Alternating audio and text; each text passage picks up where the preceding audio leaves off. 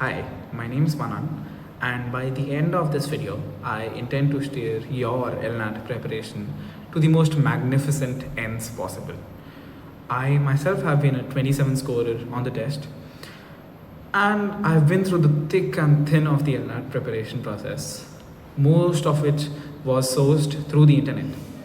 So, this series, in a sense, is my way of giving it back to the place where it all began. This video is more of a practice session, but I also intend on creating a strategy or an introductory video to the exam. In this video, we'll be reading a profound essay and solving profound questions followed by the essay. Uh, Also, I shot this video quite a while ago, so you might see a lot of cuts and a lot of funny things because this was my first time doing something of this kind. But yeah, this series, if you just stick around, it will genuinely have value. It has substance. It has value that it can add to your preparation and boost it in unimaginable ways. Let's just begin.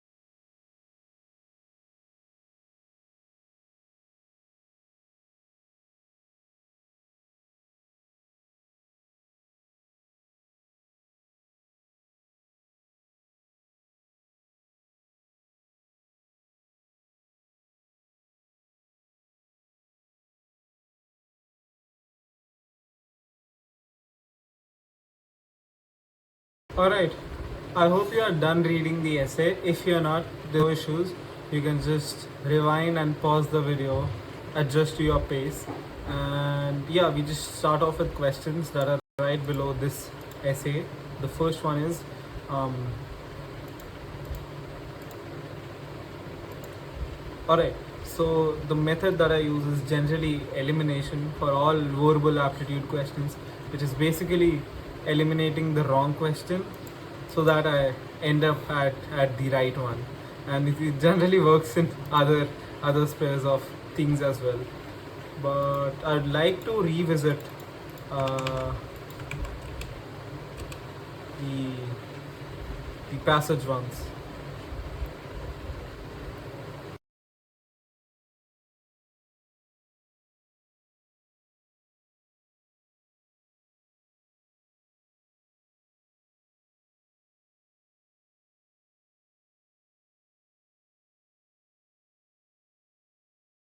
Oh, and by the way, if you're thinking that revisiting the passage is not a good option, it truly is, in my opinion. If you read the passage first time faster, in the sense that you skim, not skim, but comprehend the passage faster the first time you read it, and then revisit it for every particular question.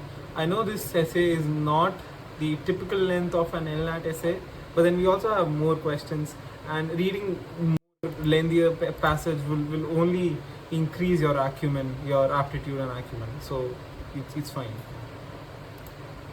Okay, I don't think he's specifically addressing comrades. So A option is eliminated right off the bat.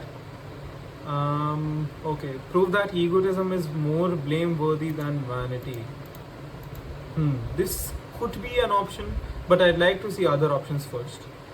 Dismiss all personal criticisms of his character. I don't think so. He clearly said that he's just a man, nothing more. He isn't trying to portray himself as a sinless or a perfect being at all. So two questions are out of the way. Show that personal vanity cannot explain his atheism. And the second one is prove that egotism is more blameworthy than vanity. I think the option is just more irrelevant to the question. I think primarily he wanted to show that personal vanity is just not his thing. He primarily just said that personal vanity cannot explain his atheism. I'll point the lines where he said the same, so that that I'm not making stuff up.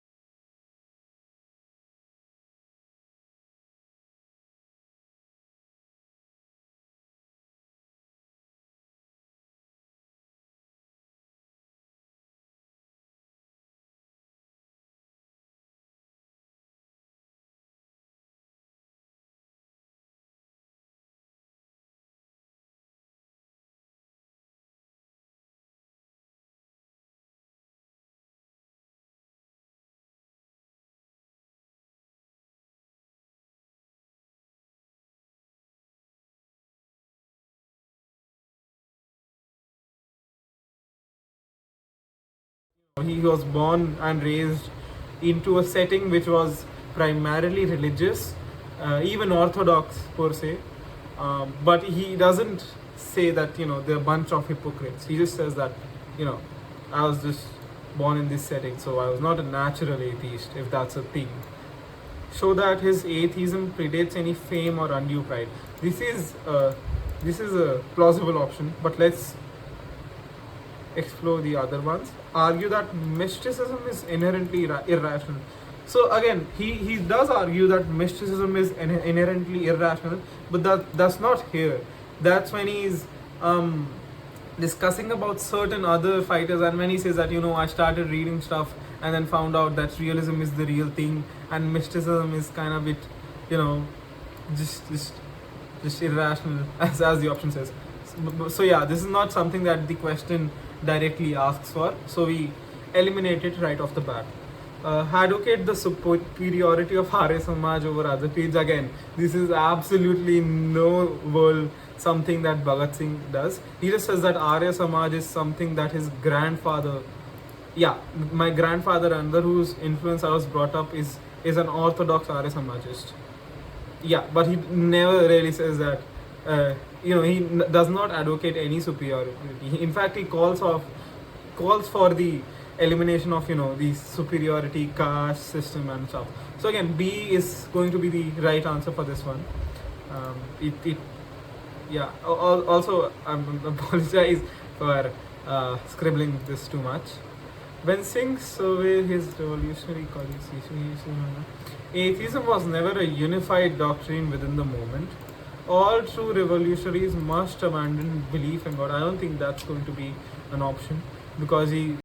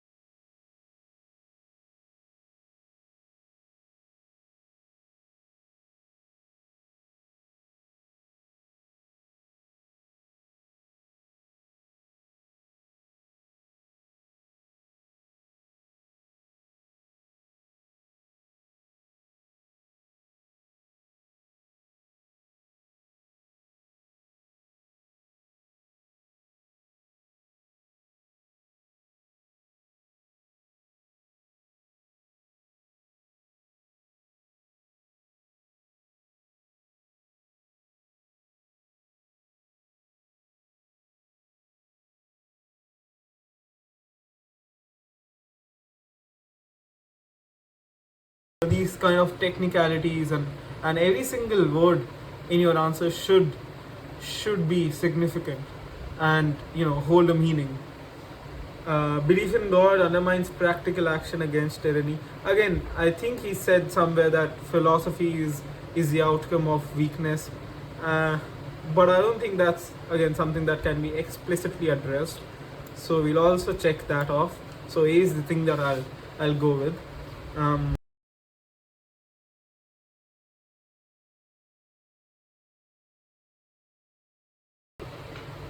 Which describes things shown throughout the essay. Nostalgic? No, not nostalgic at all.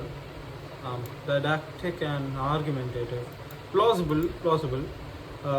Conciliatory and self-effacing. Acerbic and satirical.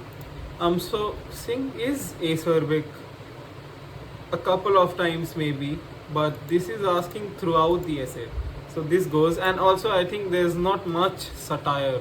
There is some, but not much that this goes. So two options are out of the way. It's between didactic and argumentative, and conciliatory and self-effacing. I think this one is not something appropriate that should go throughout the essay. That should suit for this phrase throughout the essay. I think he's being self-effacing. He's demonstrating why he does his things, why he's, and also avoids intention to himself but to his ideas. But again, it's not something that is Singh's tone. He has been defending himself more of, deducing why his beliefs are the way they are.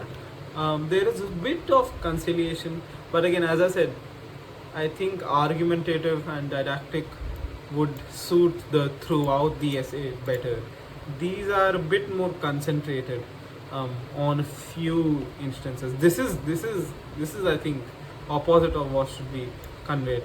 So 4b, Singh's allusion to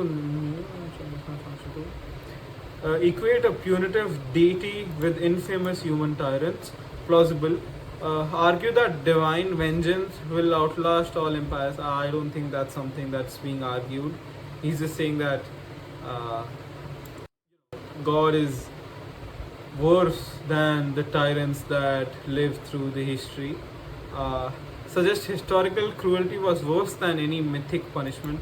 I think that's the opposite of what is being conveyed by Singh. He's saying that mythic punishment is, trillion times worse than a few thousands that these two bad boys killed. So defend the necessity of harsh rulers for social order. No, not really, not at all actually. He's not talking about necessity of harsh rulers for social order. He's just, he's focusing more on theology, on why he's an atheist, and why, the idea of God is, or of a punitive deity is even worse than human tyrants. So we go with A. In his explanation of why God was brought into imaginary existence, Singh is offering primarily a theological proof of divine necessity, a psychological account of religion's social role, a historical.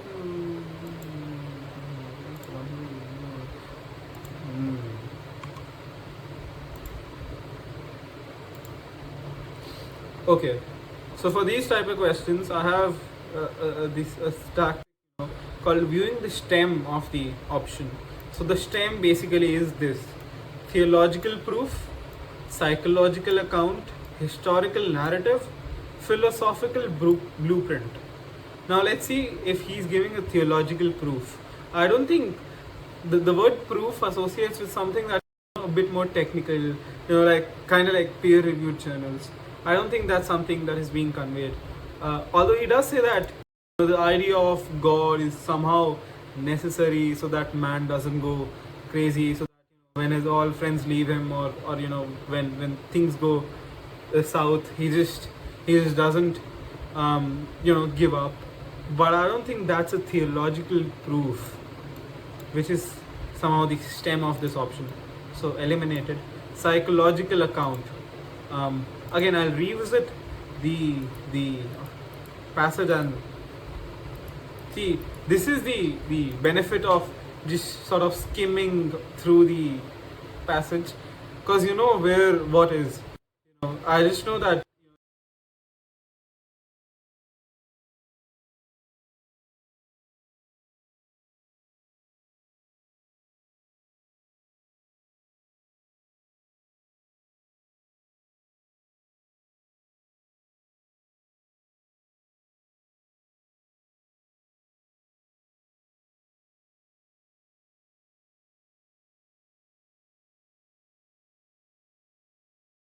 So I knew that this is something that is at the end of this essay, so I could just revisit and come at the conclusion that this is something more psychological. This is a lot more psychological. Look at the so I'll point this out. Brought into imaginary existence to encourage man to face boldly all the trying circumstances. This is not something said as a proof. Again, could be a historical narrative of myth-making societies in ancient societies, not something that Singh explicitly states. Philosophical blueprint of reconstructing faith. I don't think he's reconstructing faith, he is destroying it altogether. So this is also eliminated. The most appropriate thing about this option is a psychological account, which is exactly what Singh is saying. So B option is the one that we go with. Which statement would Singh most readily endorse? Faith without inquiry is a danger to social progress. This is something that he would endorse, but as a thumb rule, just visit all the options, even if you're sure that the one that you read is the correct one. The final prayer is the only true consolation in suffering. Not at all. He's saying that I'll not break down, call it vanity, call it ego, I'll not break down and say a final prayer. Mysticism enriches life with irreplaceable poetry. This is not something that he said. He said that he used to be a mystic, and then he got wiser, and then he became a staunch realist. So this is not something that he was endorse. He would be speaking against it, if at all. Belief in life after death underpins all moral system. Not really, not really. He says that Mohammedans, Christians, Hindus all look forward to something after life, but that's not a moral system. That is organized religion that he is talking about. See, these two words change the entire game. These two words basically eliminate this question altogether, option altogether. Faith without inquiry is a danger to social progress. Again, this is fairly straightforward. This is something that Singh would definitely endorse. So yeah, Singh's use of problem of evil was a restaurant wish assumption. A supreme would prevent pointless suffering. Plausible. Human free will inevitably produces more than divine decree. Suffering is always reputable in a just afterlife, repairable in a just afterlife. I don't think that's something that Singh advocates for. Assumes actually. This is not something that Singh assumes. Divine omniscience requires constant intervention in human affairs. Plausible, but I think this is a lot more broad. I'll revisit where he said that.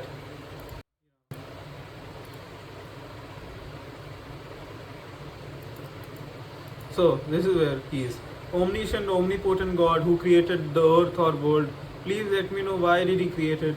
The world of woes and miseries, a veritable eternal combination of numberless tragedies, not a single soul being perfectly satisfied. To seek pleasure, where is the difference between him and Nero?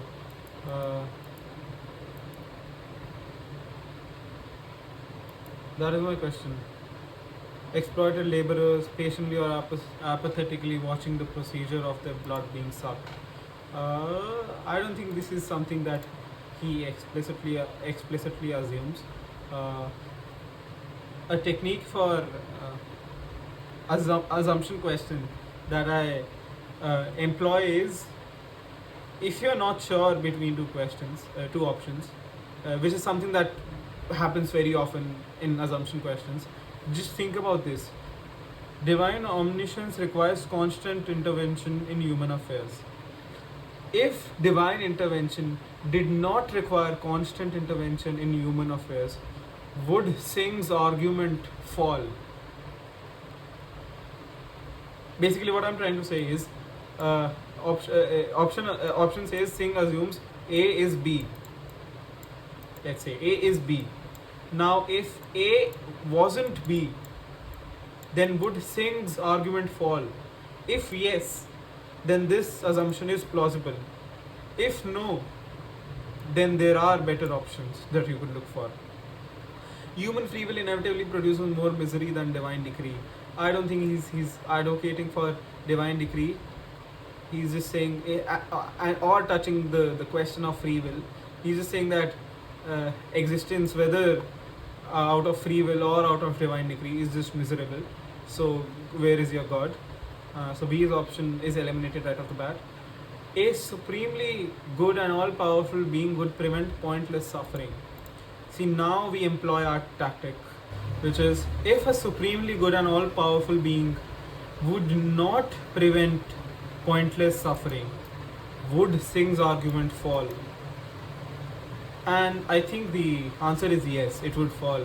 This is what Singh is essentially arguing, that if this omniscience, omnipotent God really existed, why would he sort of just pointlessly suffer, make people pointlessly suffer?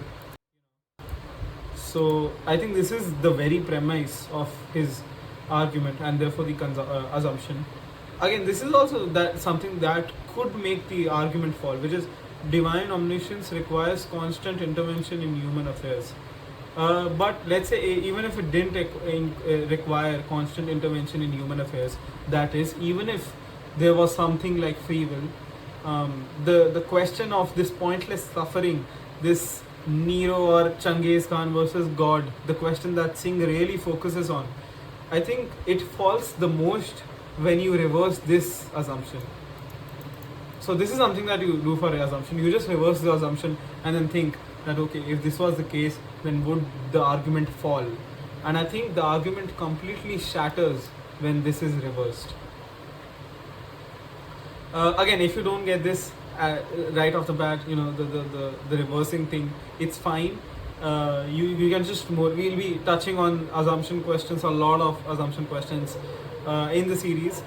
You can also practice them on your own and just develop this technique, and it will become like just a natural instinct to employ this technique and arrive at the right answer. The episode of Singh's arrest and his refusal to pray under threat primarily demonstrates that his atheism was untested theory valid only in calm circumstances. No, this is something that he said was valid under any circumstances, weak, strong, however the circumstances were. A form of vanity under extreme pressure, a tactical ploy to embarrass the police. I don't think that's something that is. Yeah, he's not embarrassing the police. Police isn't even mentioned, I guess, in the essay at all. A lived conviction, not just an academic position. This is the one that I was looking for. A form of vanity under extreme pressure. Again, he does say at the end of the essay, if you remember, that even if it is vanity, I don't care. It could be vanity, but this is not something that is under extreme pressure. This is something that is a lived conviction to be lived throughout your life, to be sort of lived through. So B is the right answer. Singh's critique of blind faith and uncritical reverence for leaders implies that mass belief. This is the opposite of what he says. He says that let's say MK Gandhi propagated this non-violence, therefore he couldn't be wrong. He's just an infallible metaphor that just never falls. Unquestioned obedience fosters lasting liberty. Again, that's the same thing as option B. He just this is the opposite of what he's trying to convey.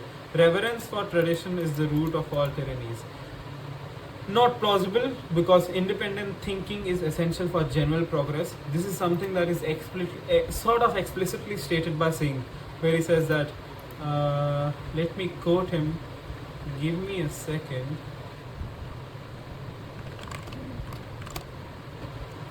Whether you are convinced or not, you must say yes, that's true. This mentality does not lead towards progress, it is rather too reactionary. So A is the correct answer. This was it. These were the 10 questions and the essay. I hope you enjoyed the essay. This was something that I also verily enjoyed. If you're thinking that this was too much time for 10 questions in the real exam, you have mental pressure to do stuff. We would also do time-based practice sessions, time-bound practice sessions. This is just an overview of what the series would look like. I usually time bounded myself. This thing called time budgeting, wherein I used to allot max to max 2.5-3 minutes per question. So ideally it was 2. So I was always in my mind it was such that if a passage has 3 questions, I have to do it in 6 to 7 minutes, because you never know, you could come across a passage that sort of perplexes you.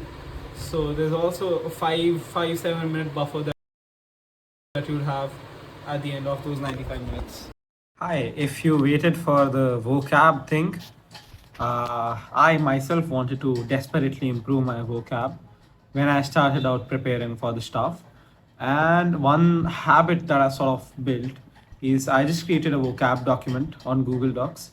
And these are the words that I sort of came across and I didn't know the meaning of. So it'll have the most arcane words of all time and the most simple words of all time as well. I have currently read some 150 words, which are a lot, by the way. They might not sound much, but when you try to remember them, it becomes a lot. So that is one thing that I'd recommend every single person to do out there, which is if you're, let's say, reading an article or something else or book, and you come across a word which you do not know, the thing that I do before was just try to sort of make sense of the word by looking the words before and after the word. So phrases before and after the word. But that works if you're reading for leisure. But if you actually like to improve your vocab, this is something that is highly recommended. That is it. If you'd like the link to my doc, I would link it. But honestly, it is something that is really personal. You know, you can download all those apps that send you a word of the day, stuff like that. But if you truly just, you know, type in the words yourself, you sort of develop a habit to remember them and revisit them. So you have to type them and revisit them. And to make stuff easy for you, let's say you come across a word which you don't know. So let's say I'll type this word and I don't know the meaning of this word. In Google Docs, I'll select this word and click on it. I mean, type Control Shift Y. So by typing Control Shift Y, Google will automatically give me the meaning of that word, a sentence in which that word can be used, and basically a lot of context, you know, synonyms, antonyms, stuff like that. And it just makes life so easy, man. So yeah, it has never been easier to improve your vocab, in my opinion. So that is it. This is the end of the video. Bye bye.